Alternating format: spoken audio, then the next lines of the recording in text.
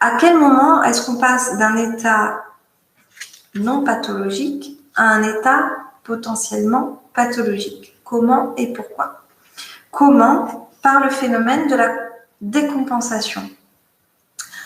Le phénomène de la décompensation, c'est le moment où cette vulnérabilité dont on a parlé jusqu'à maintenant, dans la première heure de cette vidéo, cette vulnérabilité psychologique va s'exprimer soudainement et violemment, de manière exacerbée, sous l'effet d'un ou plusieurs événements extérieurs qui peuvent être traumatiques ou stressants ou stressants.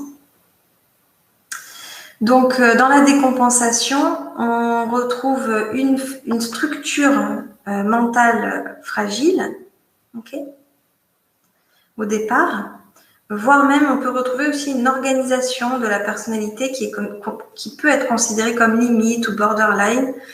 Ça va être dans cette catégorie-là, de la structure mentale fragile. Et un ou plusieurs éléments déclencheurs.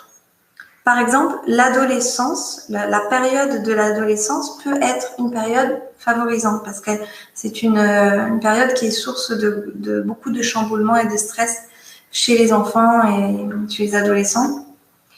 Ça peut favoriser, la période de l'adolescence peut favoriser des troubles, un déclenchement d'un trouble psychiatrique, en particulier quand il y a associé à cette période une consommation de produits tels que l'alcool et le cannabis.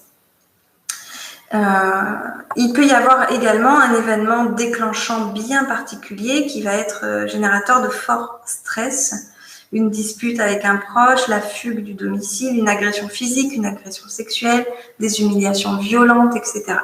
Donc, ce qui va nous faire décompenser, en général, c'est l'association de tout ça.